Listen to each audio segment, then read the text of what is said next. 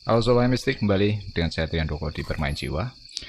Oke, jadi di video ini saya akan cerita satu hal yang sebetulnya sudah lewat momentumnya. Ya, ini ada kaitan dengan kemarin kegagalan Indonesia jadi tuan rumah Piala Dunia karena aksi penolakan tim Israel. Jadi di video ini saya mau ceritakan siapa di balik semua penjajahan di muka bumi ini. Jadi dari apa yang sama ini saya dapatkan, yang menjajah Palestina, yang menjajah Indonesia, yang menjajah Malaysia, dan semuanya yang memecah Soviet menjadi negara banyak, yang memecah Korea, yang memecah Jerman. Ini adalah satu frekuensi yang sama. Oke, seperti apa? Kita akan bahas setelah yang satu ini.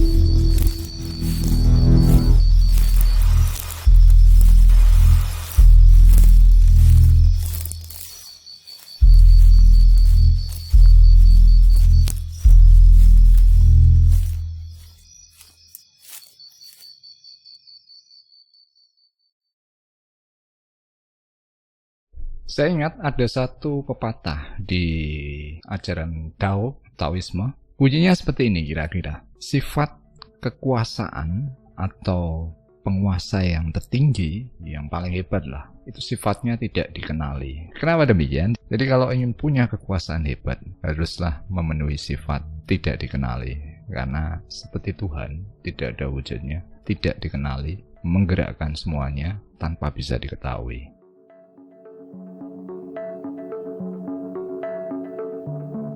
Mungkin dari beberapa kalian sudah mendengar ada yang dikatakan shadow government istilahnya, atau pemerintah bayangan. Jadi pusat kekuasaan dunia ini dari beberapa yang saya telusur setelah melalui proses channeling, ada 3 kota yang menjadi pusat menggerakkan semua aktivitas di bumi ini. Jadi 3 kota itu adalah pusat militernya ada di Washington DC. Belakangan baru diketahui Washington DC itu ya memang ibu kota Amerika, tapi ternyata ini adalah negara dalam negara.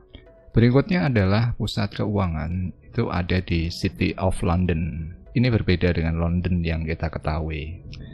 Jadi gubernurnya atau pemimpinnya di situ, ini yang diceritakan kalau Ratu Inggris berkunjung pun dia mencium tangannya. Oke. Kemudian pusat kontrol ilmu pengetahuan dan spiritualitasnya ada di Vatican City. Ini juga negara dalam negara. Nah, apa yang menarik di sini? Kalau kita ambil contoh yang paling dekat, di Indonesia ada Keraton Yogyakarta. Apa yang kalian pikirkan kalau ada sebuah area kota, dia punya kedaulatan sendiri. Artinya dia punya hak dan kewenangan tertentu yang tidak bisa dicampuri, atau artinya tidak juga bisa dengan mudah diketahui.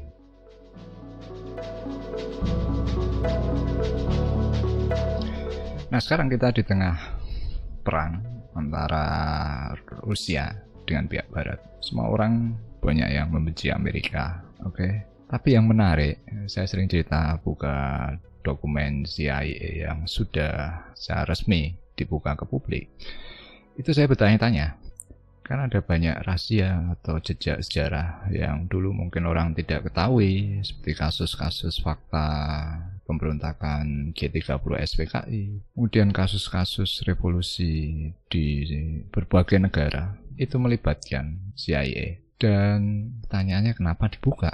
Artinya saya melakukan sebuah aktivitas yang bisa menjatuhkan kekuasaan, menjatuhkan banyak korban, dan sekian lama seperti saya katakan ke publik. Jadi pertanyaan saya ke sana. Kemudian saya berpikir mungkin bisa jadi nih, saking kuatnya. Katakanlah kalau mau dikatakan pun tidak ada yang bisa melawan. Atau kedua, mungkin juga orang tidak akan pernah berpikir bahwa itu mungkin. Karena juga istilahnya dipublikasikan pun tidak begitu saja memancing pemikiran orang. Jadi seperti kasus sekarang, ya kan, anti komunis itu sebagian besar sudah dibuka di sana.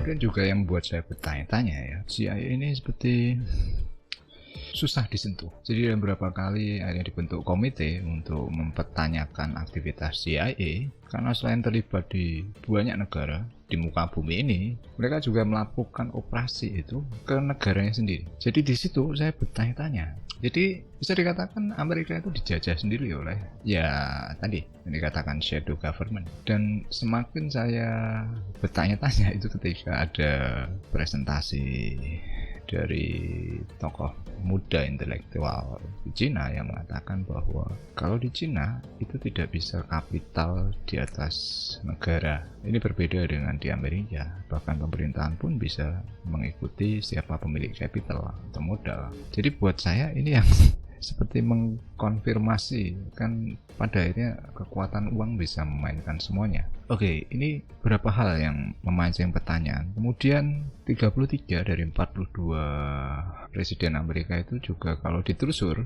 itu satu garis keturunan, dan kalau ditarik ke belakang lagi ini dari peradaban Sumeria juga, Babilonia juga. Nah, ini kaitannya dengan Anunnaki. Kemudian kemarin ketika dibuka bahwa Amerika itu punya hampir 180 pangkalan militer di seluruh dunia. Saya tidak tahu apakah yang di luar itu yang mungkin belum diketahui juga ada.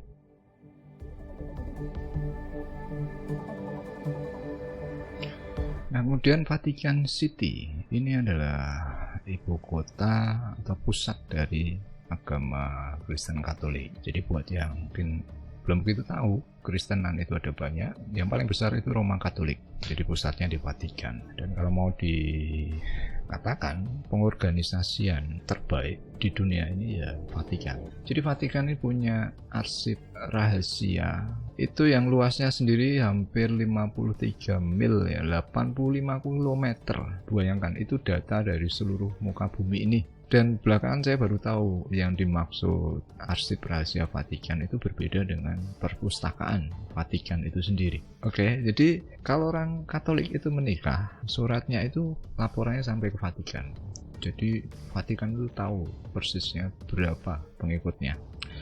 Kemudian, ini yang buat saya bertanya-tanya, saya baru tahu juga bahwa Vatikan itu punya museum lengkap semua bentuk artefak yang terkait dengan peradaban Mesir. Saya baru tahu kemarin melihat di salah satu channel di YouTube. Yang menjadi pertanyaan saya, baik Islam maupun Kristen itu sama-sama punya persepsi negatif pada bangsa Mesir. Nah, ini Vatikan itu pusat agama Kristen. Logika saya kalau bermusuhan biasanya tidak ada kepentingan mengumpulkan ya benda-benda itu. Tapi di sanalah lengkap jejak tentang Mesir. Nah, yang menarik di situ kan beberapa komentar terkait video itu. Jadi kasusnya sama tadi, seperti kenapa CIA membuka rahasianya sendiri. Di komentar itu ada yang mengatakan, bayangkan kamu menjadi negara Mesir misalnya, dan kamu melihat barang-barang moyangmu dipamerkan di sana. Apa yang kamu pikirkan? Kemudian ada juga yang pro kontra. Ada yang mengatakan, saya tidak peduli asal barang itu terjaga. Karena kalau itu kembali, itu juga belum tentu jejak itu bisa dipelihara. Nah, pertanyaan besarnya, kenapa? Kenapa itu disimpan? Nah, di barat itu sudah ada tekanan kuat ke Vatikan untuk membuka ke publik akses ke arsip rahasia ini.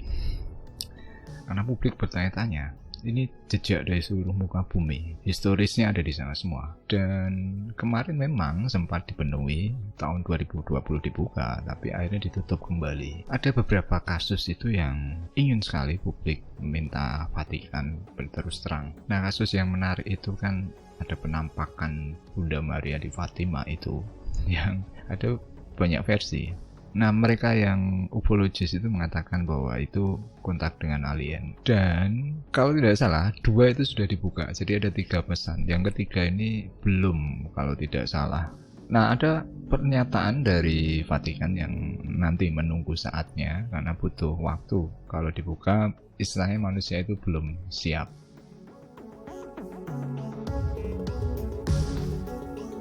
Kemudian untuk City of London, saya saja baru tahu. Dan ternyata juga banyak orang di sana yang mungkin tidak tahu juga. Jadi City of London ini mungkin gambaran singkatnya ada beberapa garis keluarga yang memang spesialisasinya itu masalah uang, perbankan. Dan keluarga ini juga punya jaringan bank, baik yang resmi maupun yang katakanlah offshore bank ya, tidak tersentuh, di mana orang-orang yang kaya sekali itu menyimpan uangnya di sana. Jadi kadang saya bertanya-tanya, kalau sekarang orang ribut hutang dan setiap negara itu berhutang, saya bukan orang yang piawai dalam dunia ini, tapi pertanyaan sederhana, kalau semua berhutang, artinya pasti ada pihak yang punya uang untuk memberikan pinjaman.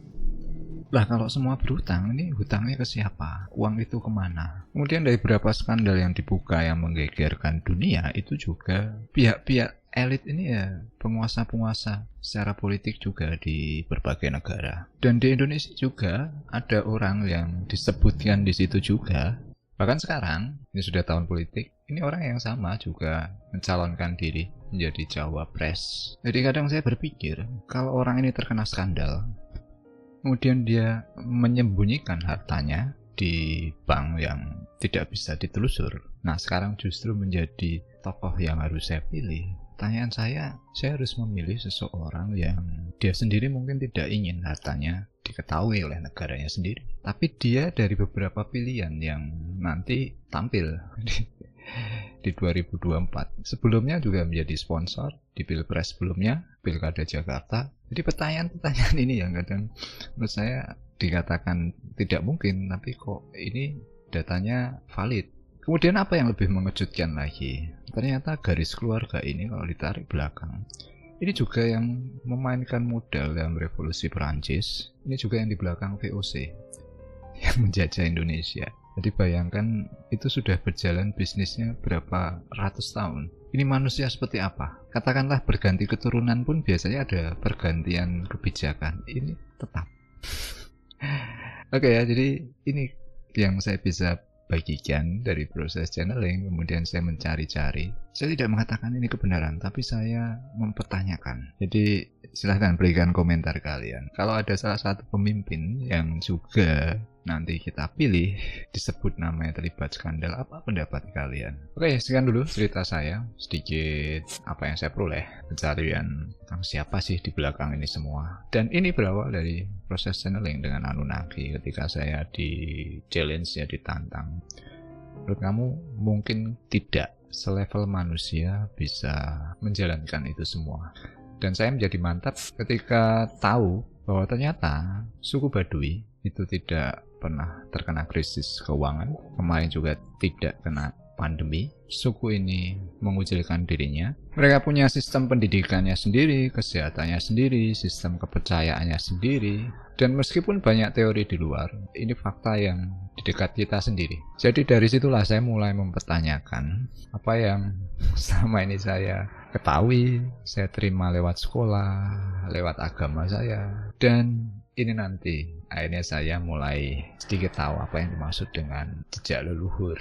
Oke, sekian dulu videonya. Kalau kalian suka, silakan berikan like, berikan komentar, bagikan. Terima kasih sudah menyimak. Jadi dari sisi pandang mistik, kebenaran itu pencarian tanpa akhir. Kemudian banyak orang yang percaya agama itu kebenaran. Spiritualitas memandang agama apapun itu jalan menuju kebenaran. Tapi kalau mistik, jalan itu tidak akan ada kecuali kita menjalani. Terima kasih, selamat bermeditasi, selamat bermain jiwa.